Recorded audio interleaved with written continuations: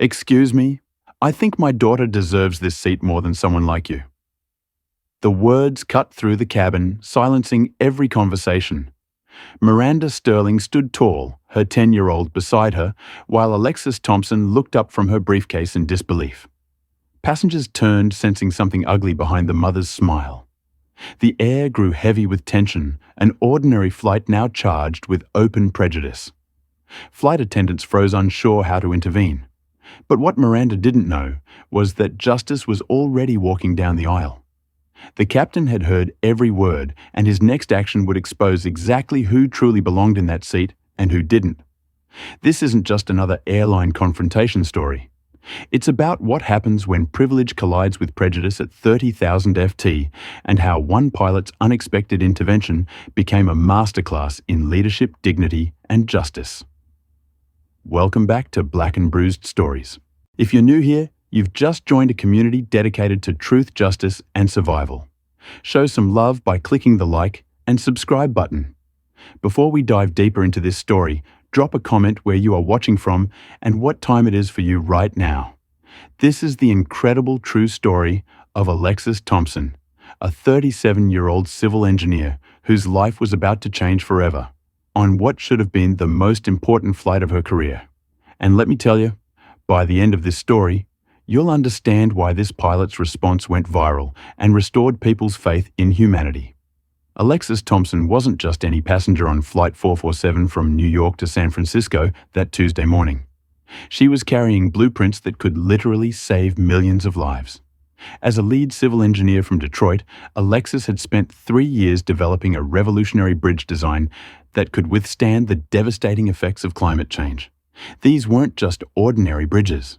They were engineered to protect entire coastal cities from rising sea levels and catastrophic flooding. But to understand the magnitude of what was about to happen on this flight, you need to know Alexis's story. When she was just 8 years old, tragedy struck her family. Her parents were killed in a car accident, leaving her orphaned and broken. That's when her grandfather stepped in. A man who had spent his entire life working construction, his hands calloused from decades of building foundations that would last generations. Every day after school, young Alexis would sit beside her grandfather as he taught her about structures, about how buildings stand strong against the forces that try to tear them down. "Baby girl," he would say, his weathered hands pointing to the blueprints spread across their kitchen table. "You're going to build bridges, not walls. But remember, some folks are going to try to tear down everything you built.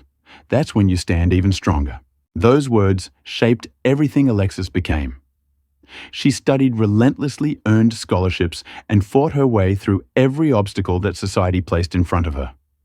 She graduated top of her engineering class, obtained her professional license, and had already designed infrastructure projects that protected thousands of families from natural disasters. Now at 37, she was finally getting her shot at the big leagues. The California state officials had agreed to review her climate-resilient bridge design, a project that could be replicated across the country and potentially save millions of people from the catastrophic flooding that was becoming more frequent every year. This wasn't just a business meeting. This was her chance to honor her grandfather's memory and prove that the little girl he raised could indeed build bridges that would protect entire generations. As Alexis settled into her business class seat that morning, she carefully placed her leather briefcase beside her, the same briefcase her grandfather had given her when she graduated college. Inside were blueprints, calculations, and 3 years of her life's work. She opened the portfolio and began reviewing her presentation one more time, her fingers tracing the structural diagrams that represented her innovative approach to earthquake and flood-resistant design. She was nervous, but it was the good kind of nervous. The kind that comes when you know you're about to present something that could change the world. Alexis had no idea that in just a few minutes she would face a different kind of challenge entirely. One that had nothing to do with engineering and everything to do with the ugliest parts of human nature. The flight was running on schedule, and most of the business class passengers had already boarded. The cabin was quiet, filled with the usual mix of business travelers typing on laptops and frequent flyers settling in for the cross-country journey. Alexis felt grateful for the peaceful moment to collect her thoughts before the most important presentation of her career. That's when she heard them coming. The voice was loud and titled and already complaining before even reaching the business class section. Miranda Sterling, 40 years old, was the kind of woman who had never worked a day in her life, but somehow believed the world owed her everything. Born into wealth in Westchester County, Miranda had inherited her family's money and spent her days attending charity galas where she could be photographed looking philanthropic while treating the actual working people around her like they were invisible. Walking beside her was 10-year-old Sophia Sterling, a child who had been raised in a bubble of privilege so thick that she had never meaningfully interacted with anyone who didn't look exactly like her family. Sophia attended an exclusive private school where diversity meant having students from different European countries, and her worldview had been shaped entirely by her mother's toxic beliefs about social hierarchy and who deserved what in life. Miranda and Sophia were running late because Miranda had spent an extra 20 minutes at the airport lounge complaining about the service, even though everything had been perfectly fine. She had that particular kind of entitlement that comes from never facing real consequences for bad behavior. The kind of person who believes that being wealthy automatically makes her better than everyone else. As they approached the business class section, Miranda was already scanning the seats with a critical eye, mentally noting who belonged and who didn't, according to her twisted worldview. She had a first-class ticket for herself, but had booked Sophia in business class, thinking it would be a good lesson in working your way up. Though, of course, Sophia had never actually worked for anything in her 10 years of life. And that's when Miranda stopped dead in her tracks. She saw Alexis Thompson sitting in seat 4A, completely absorbed in her engineering blueprints, wearing a perfectly tailored business suit that spoke of success and professionalism. But Miranda didn't see a successful engineer about to present world-changing technology. All Miranda saw was someone who, in her racist mind, didn't belong in business class. Miranda's face immediately twisted into that particular expression of outrage that entitled people get when reality doesn't match their prejudiced expectations. She grabbed Sophia's arm and whispered loudly enough for half the cabin to hear. There must be some kind of mistake. Sophia, who had been trained her entire life to echo her mother's bigoted attitudes, looked at Alexis and felt confused. She had been taught that people who looked like Alexis belonged in certain places and not in others. And business class was definitely not one of those places, according to the toxic lessons her mother had been feeding her since birth. Now, here's what I want you to think about, and make sure you let me know in the comments below. Have you ever witnessed discrimination like this in person? How did it make you feel? And what did you do about it? Because what's about to happen next will show you exactly how one person with authority chose to handle this situation. And trust me, it's not what you're expecting. If you're already invested in this story and want to see how this incredible situation unfolds, make sure to hit that subscribe button right now, because this pilot's response is going to blow your mind and restore your faith in humanity. The confrontation that's about to happen will leave you cheering, and I promise you, the ending will give you chills. But first, you need to understand exactly how this situation escalated. Because what Miranda Sterling did next crossed every line of human decency, and her 10-year-old daughter was about to say something so shocking that it would leave the entire business class cabin in stunned silence. What happened next was so disturbing that it made everyone in the cabin question what kind of world we're living in. Miranda Sterling, standing in the aisle with her hands on her hips, stared at Alexis Thompson like she was some kind of intruder who had wandered into the wrong section of the plane. But remember, Alexis was a paying passenger sitting in her correctly assigned seat, quietly reviewing the engineering blueprints that could revolutionize infrastructure and save millions of lives. Miranda's entitled mind couldn't process what she was seeing. In her twisted worldview, business class was reserved for people who looked like her people, from her social circle, people who had inherited their wealth rather than earned it through decades of hard work and brilliance. The idea that a black woman could not only afford business class but actually deserved to be there was so foreign to Miranda's racist thinking that she convinced herself there had to be some kind of mistake. She leaned down to her 10-year-old daughter Sophia and whispered, but loud enough for nearby passengers to hear. "Honey, I think someone got confused about their seating assignment. Some people just don't understand how these things work." As Sophia, who had been programmed from birth to echo her mother's prejudiced attitudes, looked directly at Alexis and said in that innocent but cruel way that only children can manage, "Mom, why is she sitting here? People like her shouldn't be in business class." The words hit the cabin like a physical blow. Several passengers looked up from their phones and laptops, their faces registering shock and disgust. An elderly businessman across the aisle shook his head in disbelief. A young professional woman 2 rows back actually gasped audibly. But Alexis Thompson, displaying the grace and composure that had carried her through a lifetime of facing discrimination, simply looked up from her blueprints with a calm expression and said nothing. Miranda, emboldened by what she perceived as weakness, stepped closer to Alexis's seat. "Excuse me," she said, with that fake sweet tone that entitled people use when they're about to say something horrible. "I think you might be confused about your seating assignment. This is business class, and I'm sure there's been some kind of mix-up."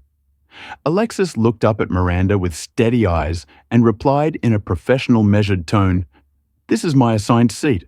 I have my boarding pass right here if you'd like to see it." She reached into her briefcase and pulled out her boarding pass, clearly showing seat 4A business class. But Miranda wasn't interested in facts or boarding passes. She was interested in maintaining what she saw as the natural order of things.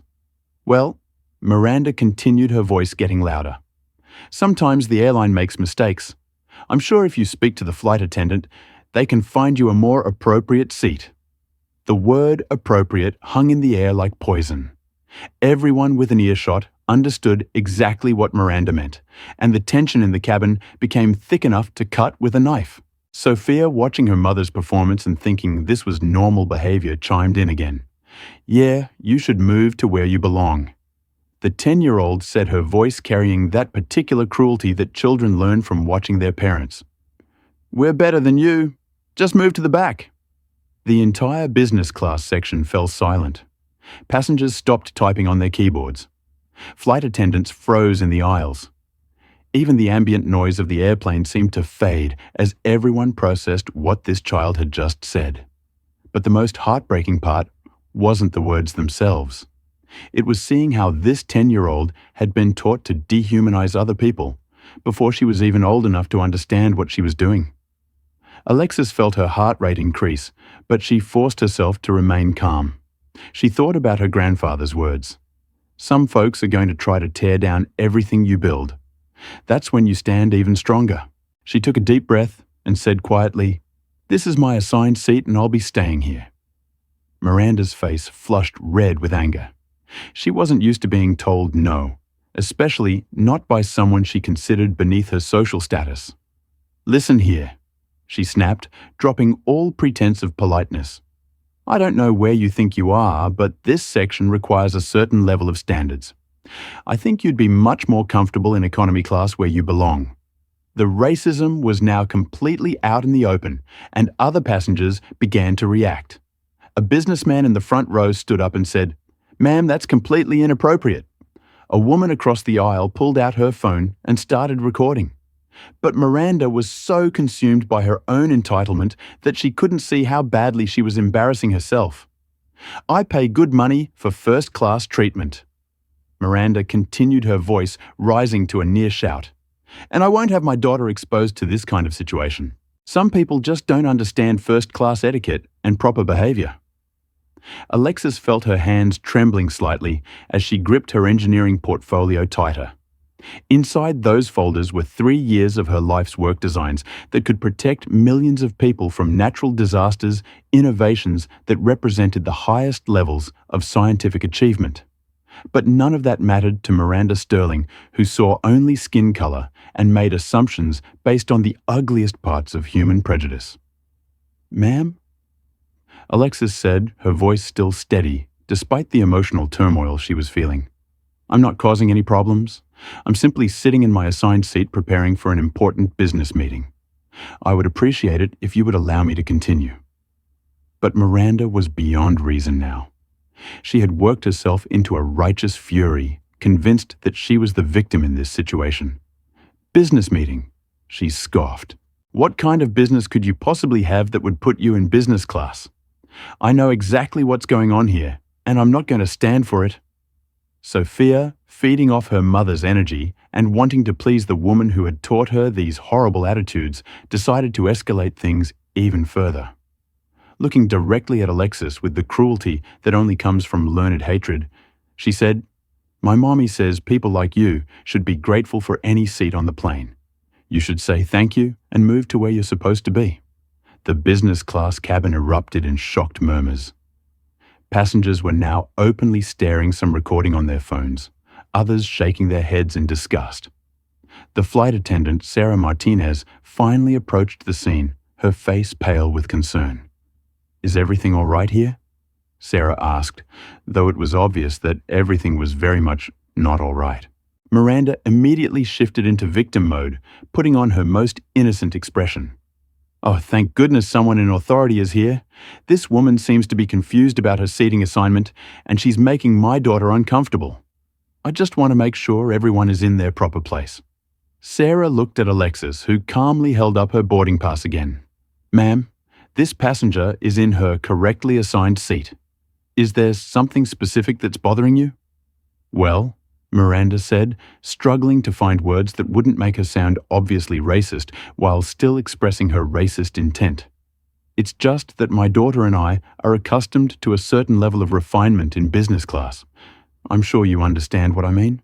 Sarah, a 28-year-old flight attendant who had been working for the airline for 6 years, understood exactly what Miranda meant, and she was disgusted by it. "Ma'am, all of our business class passengers have the same rights and privileges regardless of their background. If you're not comfortable with that, perhaps we can discuss alternative seating arrangements for you." Miranda's eyes flashed with anger. She wasn't used to service workers standing up to her, and she certainly wasn't used to being told that she might be the problem. "Alternative arrangements for me? Do you know who I am? Do you know who my husband is? He's on the city planning committee, and he has connections with people who could make serious problems for this airline." The threat hung in the air, but Sarah had been trained to handle difficult passengers, and she wasn't about to be intimidated. "Ma'am, I understand you may be frustrated, but threatening our airline and harassing other passengers is not acceptable behavior." Meanwhile, Alexis sat in her seat, watching this entire scene unfold while trying to process the emotional impact of what was happening here.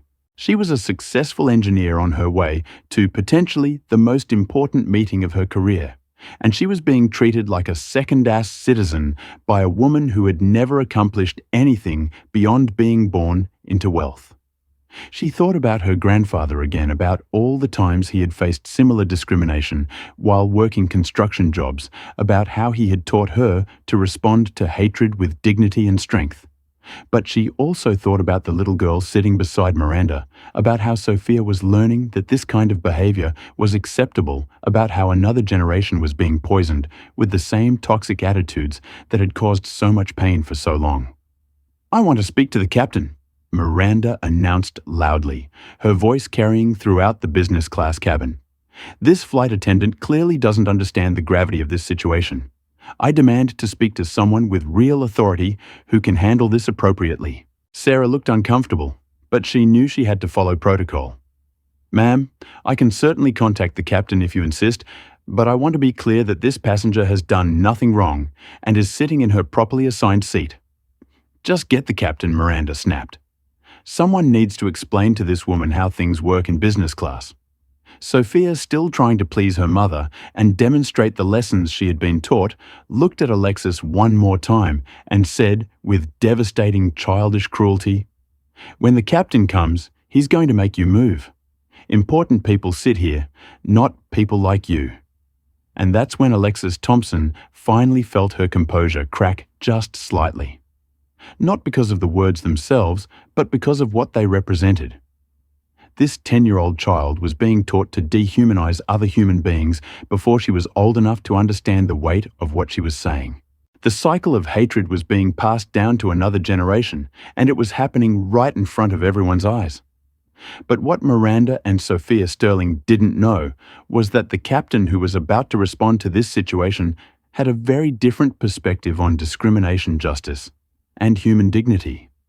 Captain Brandon Miller was not the ally they were expecting, and his response was about to shock everyone on that plane. Have you ever seen a child repeat their parents' racist attitudes like this? How do you think we can break these cycles of learned hatred? Let me know your thoughts in the comments below, because what's about to happen next will show you exactly what real leadership looks like in the face of bigotry.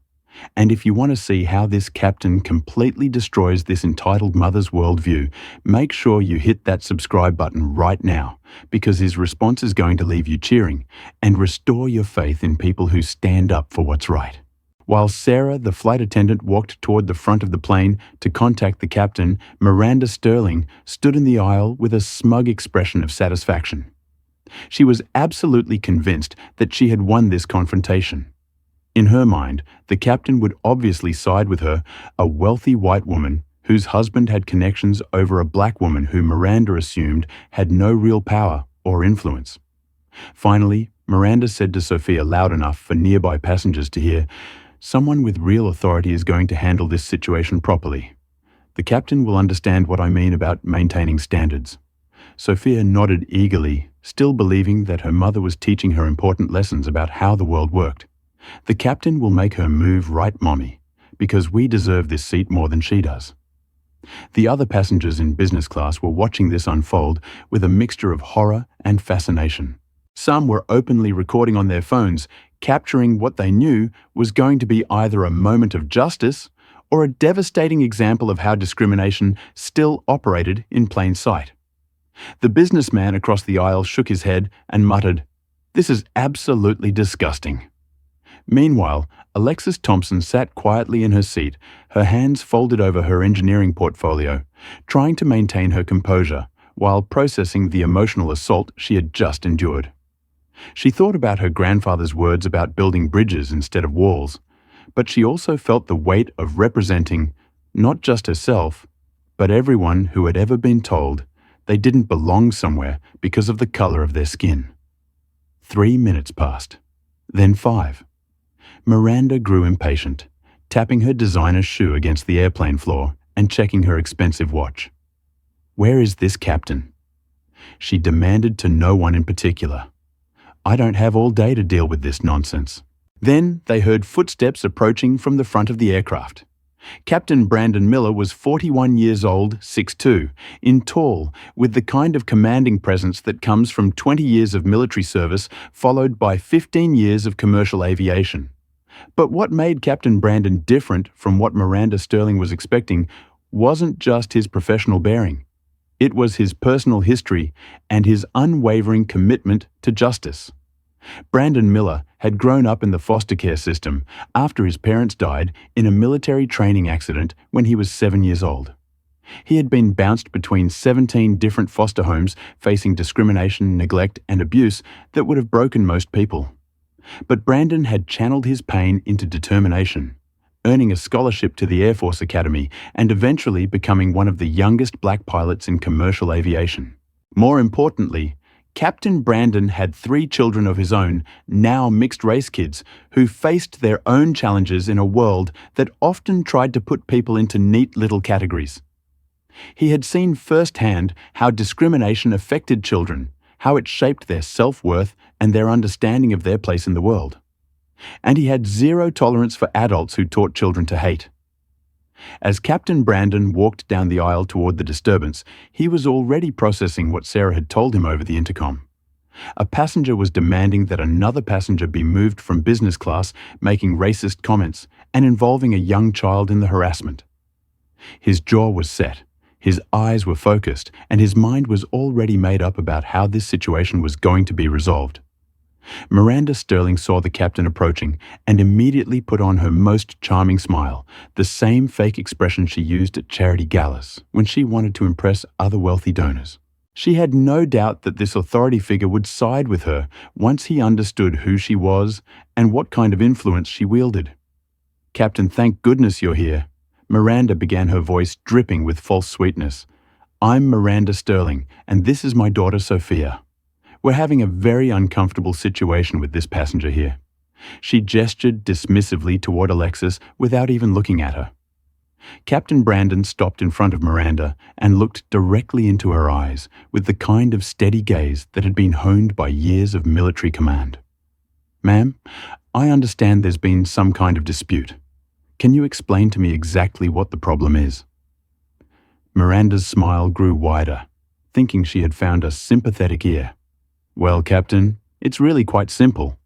My daughter and I are accustomed to a certain level of comfort and refinement in business class. And this woman seems to be, well, let's just say she doesn't quite fit the usual clientele we expect in this section." Captain Brandon S. expression didn't change, but something cold flickered in his eyes. "I see. And what specifically has this passenger done that's causing you discomfort?" "Oh, it's not what she's done," Miranda said, waving her hand dismissively. "It's more about maintaining the appropriate atmosphere for passengers who pay premium prices. Surely you understand that business class has certain unspoken standards about who belongs here." Sophia, eager to help her mother explain their position, piped up with the cruel innocence that had been programmed into her. "She doesn't look like she should be sitting with us. People like her should sit in the back where they belong." The words hit Captain Brandon like a physical blow, but his military training kept his expression neutral. He looked down at this 10-year-old child who had been taught to dehumanize other human beings, and he felt a mixture of anger at the mother and pity for the daughter who was being raised with such toxic values.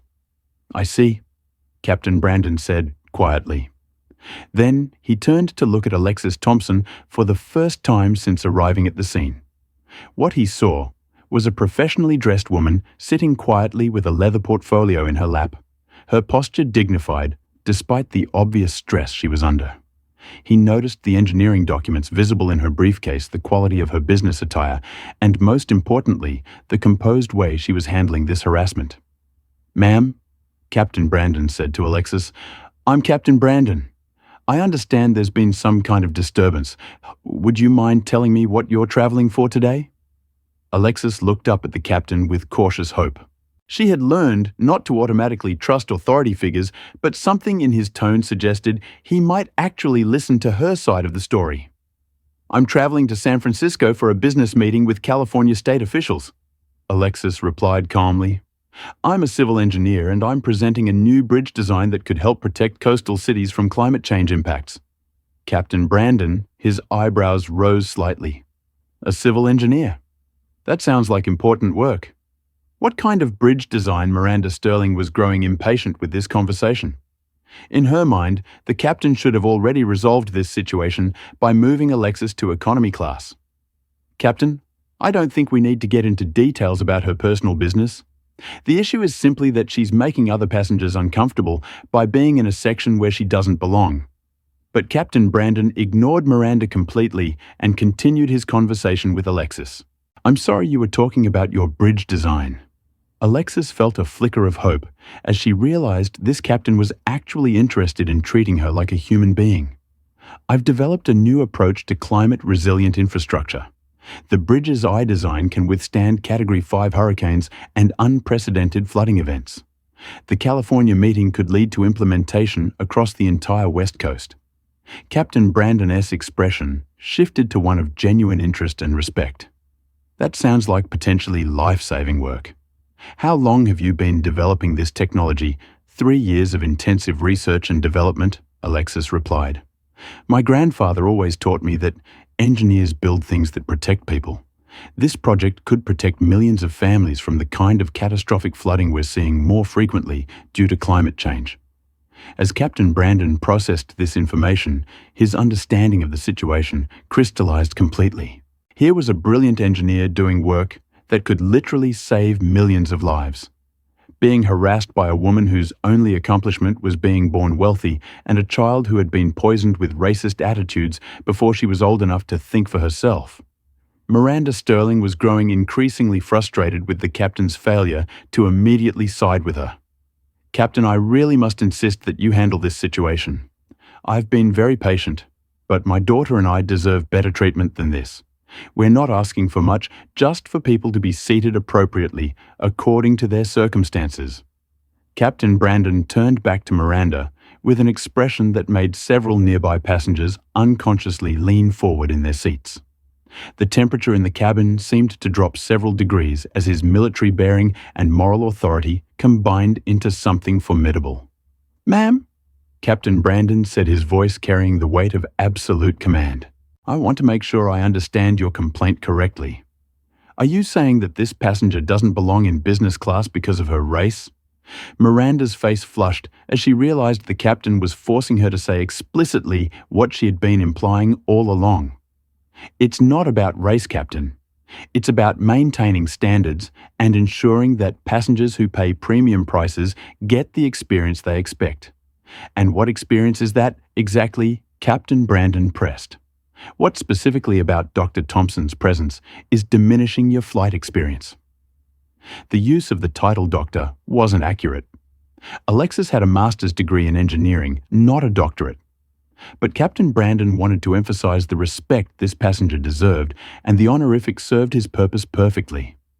Sophia, still not understanding the gravity of the situation, decided to help her mother by being more direct. "She just doesn't belong here with us. Important people sit in business class, not people who look like her."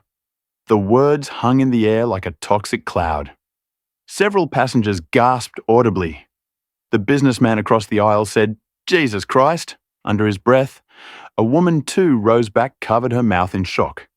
But Captain Brandon's reaction was the most powerful of all. He looked down at this 10-year-old child who had been taught to casually dehumanize other human beings. And his expression combined devastation with absolute determination. When Captain Brandon spoke again, his voice carried a quiet intensity that made every person in business class lean in to listen. And what he said next would not only shock Miranda Sterling and her daughter, but would also restore Alexis Thompson's faith in justice and prove that sometimes the people with real authority choose to use their power to protect the innocent rather than enable the privileged. What do you think this captain is about to say to this mother and daughter? Have you ever seen someone in authority actually stand up to discrimination like this? Share your thoughts in the comments below. If you're ready to see this entitled mother get the reality check she deserves, hit that subscribe button now, because this captain's response is about to go viral for all the right reasons. What Captain Brandon Miller said next didn't just shock the business class cabin. It fundamentally changed how everyone on that plane understood what real leadership looks like in the face of hatred and discrimination. Captain Brandon looked directly at Miranda Sterling with the kind of unwavering authority that comes from years of commanding respect in life or death situations. But this wasn't just professional authority. This was moral authority backed by a man who had spent his entire life fighting against the kind of injustice he was witnessing right now. "Ma'am," Captain Brandon said, his voice carrying throughout the business class section. "I want you to listen to me very carefully, because I'm only going to say this once." Miranda Sterling's confident smile began to fade as she realized the captain's tone was not what she had expected. This wasn't the supportive, understanding authority figure she had been counting on. This was something else entirely.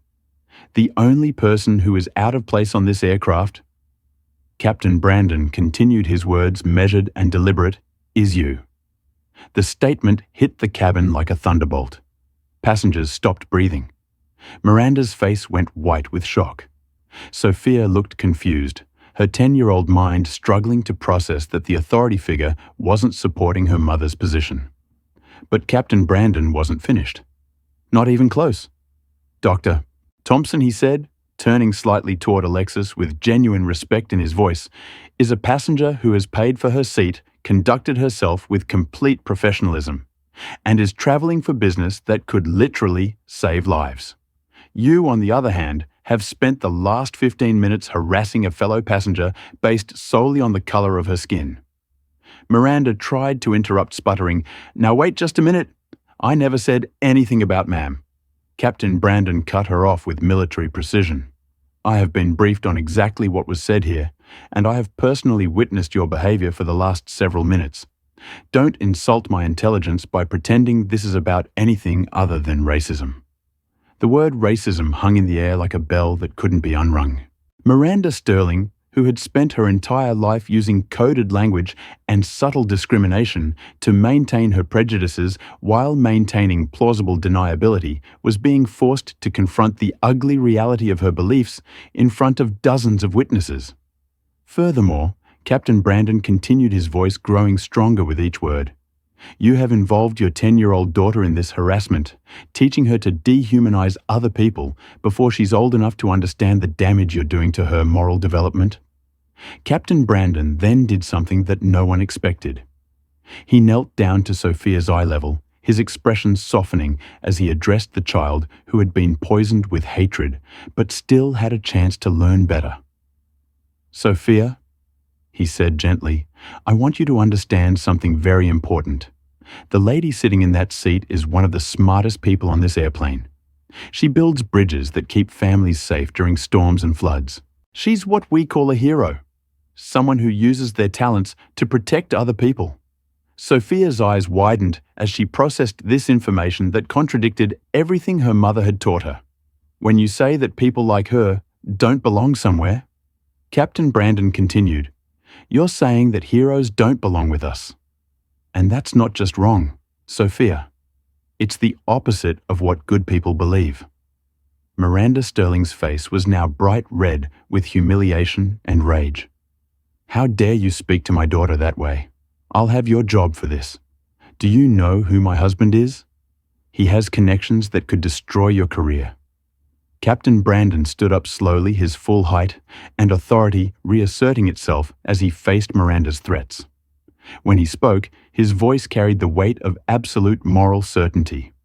Ma'am, let me be very clear about something. I don't care who your husband is. I don't care what connections you think you have. I don't care how much money you inherited or what charity galas you attend to make yourself feel important.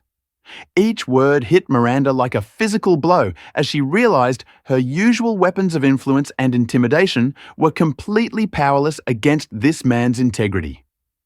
What I care about, Captain Brandon continued, is that every passenger on my aircraft is treated with basic human dignity and respect. And what I've witnessed here today is a fundamental violation of both airline policy and basic human decency. The captain then addressed the broader cabin, his voice carrying to every passenger who was watching this confrontation unfold.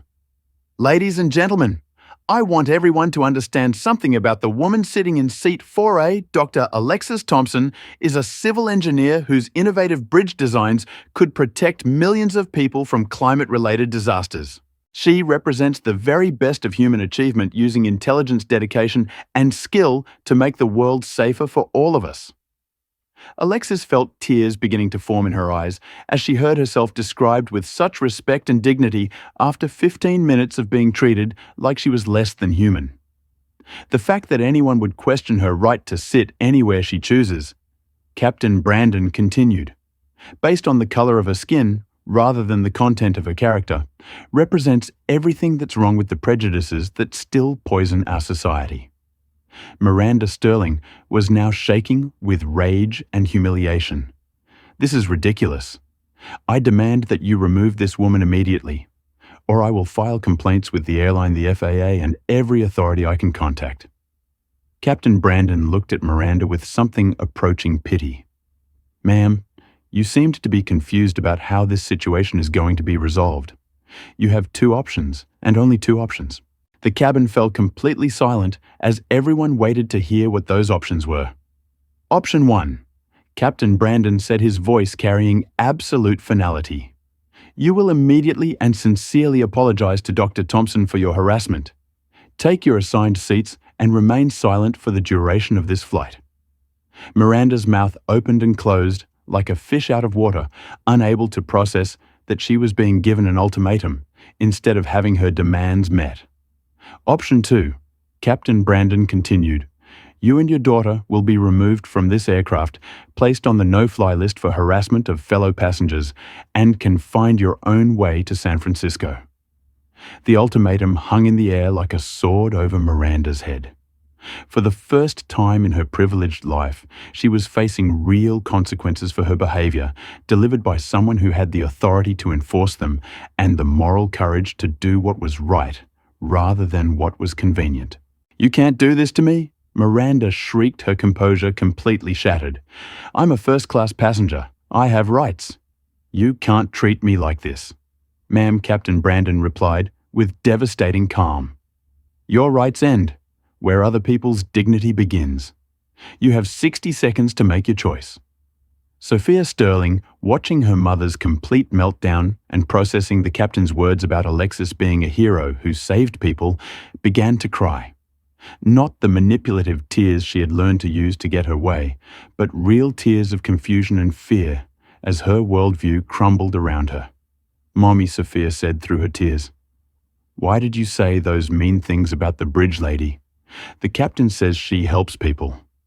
And that's when Miranda Sterling realized that her own daughter was beginning to question the hatred she had been taught, beginning to understand that the values her mother had instilled in her were not just wrong, but cruel.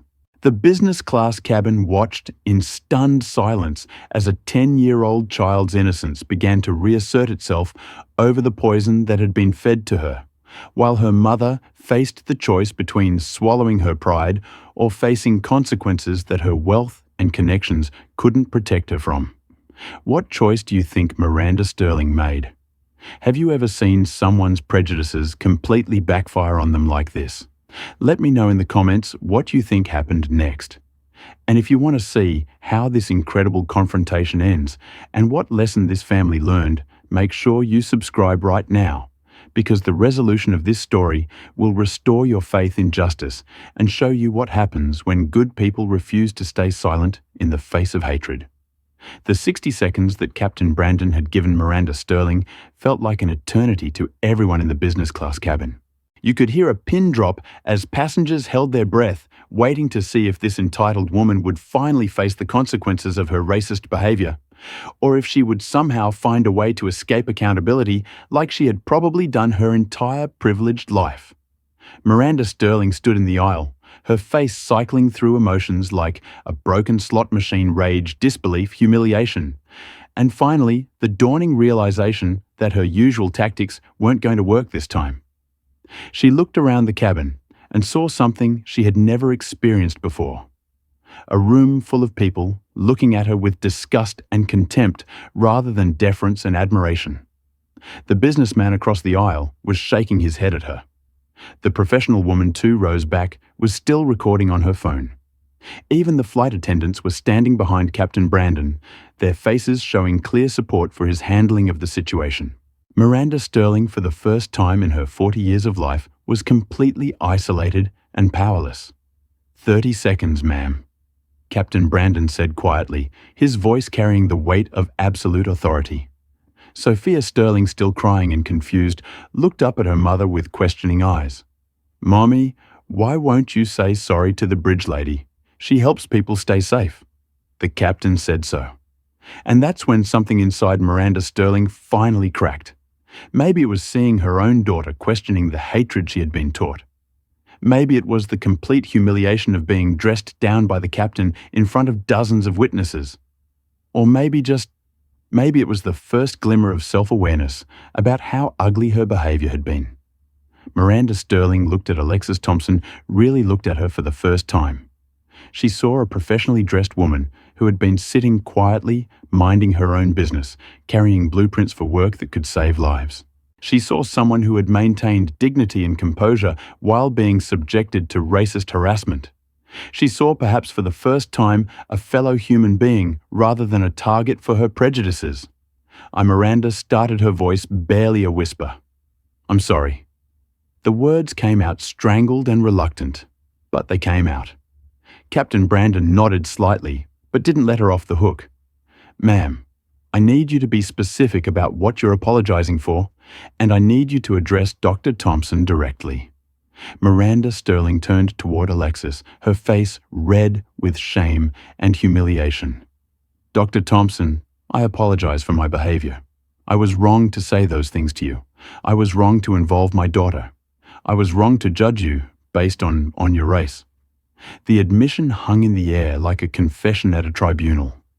Several passengers nodded approvingly, while others remained skeptical about whether Miranda's apology was genuine or just a desperate attempt to avoid being kicked off the plane. Alexis Thompson looked at Miranda Sterling with the same grace and dignity she had shown throughout this entire ordeal. "Thank you for your apology," she said simply. "I accept it, and I hope your daughter learns that all people deserve to be treated with respect." But Captain Brandon wasn't finished with this teachable moment. He looked around the business class cabin, making eye contact with passengers who had witnessed this entire confrontation. "Ladies and gentlemen," he said, his voice carrying to every corner of the section. "What happened here today is a reminder that discrimination and prejudice still exist in our society, often in subtle forms that people think they can get away with." He paused, letting his words sink in before continuing. "But it's also a reminder that each of us has the power to stand up against hatred when we see it. Every person who witnessed this harassment had a choice: to speak up or to stay silent, to support justice or to enable injustice." Several passengers shifted uncomfortably in their seats, realizing that they hadn't done enough to support Alexis during her ordeal. Dr. Thompson, Captain Brandon, continued turning to address Alexis directly on behalf of this airline and everyone who believes in treating all people with dignity. "I want to personally apologize that you had to endure this harassment. Your grace under pressure has been remarkable. And I want you to know that your work as an engineer, building infrastructure that protects families and saves lives, represents the very best of human achievement." Alexis felt tears flowing down her cheeks as she heard herself spoken about with such respect and admiration. It was the complete opposite of how she had been treated just minutes earlier. "Thank you, Captain," she managed to say. "Your support means more than you know." Captain Brandon then turned to young Sophia Sterling, who was still processing everything that had happened. He knelt down to her level once again, his expression gentle but serious. "Sophia, I want you to remember this day for the rest of your life. Today you learned that the things your mother taught you about judging people by their skin color were wrong. Today you met a real hero, someone who uses her brain and her skills to protect people from danger." Sophia nodded, wiping her tears with the back of her hand. "Is she really a hero, Captain?" "She absolutely is," Captain Brandon replied. "And I want you to promise me something. Promise me that you'll never again tell someone they don't belong somewhere because of what they look like. Promise me that you'll judge people by what they do, not by the color of their skin." "I promise," Sophia said solemnly, looking over at Alexis with newfound respect and curiosity. As Captain Brandon stood up and prepared to return to the cockpit, he made one final announcement to the cabin. "Dr. Thompson, I understand you have an important presentation in San Francisco. On behalf of everyone who will benefit from your work, I want to wish you the best of luck. Change the world, Dr. Thompson. I believe you will." The business class cabin erupted in spontaneous applause as passengers stood up to show their support for Alexis and their appreciation for Captain Brandon's moral leadership. The sound was thunderous, echoing through the aircraft as people clapped not just for the resolution of this incident, but for the triumph of justice over prejudice. As the applause died down and Captain Brandon returned to the cockpit, Miranda and Sophia Sterling quietly took their assigned seats 3 rows behind. As the applause died down and Captain Brandon returned to the cockpit, Miranda and Sophia Sterling quietly took their assigned seats 3 rows behind Alexis. The atmosphere in the business class cabin had completely transformed from one of tension and hatred to one of solidarity and hope. For the next hour of the flight, something remarkable happened. Passengers who had witnessed the confrontation began approaching Alexis Thompson to introduce themselves and offer their support. The businessman who had been sitting across the aisle came over during the beverage service. "Dr. Thompson," he said, extending his hand. "I'm Robert Chin, and I work in infrastructure development for the state of California. I'd love to hear more about your bridge designs when we land. What you're doing sounds exactly like what we need for our coastal protection initiatives." A woman from 2 rows back, who had been recording the incident on her phone, also introduced herself. "I'm Jennifer Martinez, and I'm a journalist with the San Francisco Chronicle. Would you be willing to let me write about your work? I think people need to hear about engineers like you who are solving real problems. One by one, passengers who had remained silent during the harassment now stepped forward to offer their support, their business cards, and their admiration for both Alexis's professional work and her dignified response to discrimination. What had started as an attempt to humiliate and diminish her had transformed into a networking opportunity that could advance her career in ways she never could have imagined. Meanwhile, Sophia Sterling kept turning around in her seat to look at Alexis, her curiosity clearly piqued by everything she had learned. Finally, during the meal service, she worked up the courage to approach. "Excuse me, Dr. Thompson," Sophia said quietly, her voice small and uncertain. Alexis looked up from her engineering documents with a kind expression. "Yes, sweetheart. I'm really sorry about what I said before. I didn't know you were a hero who saves people.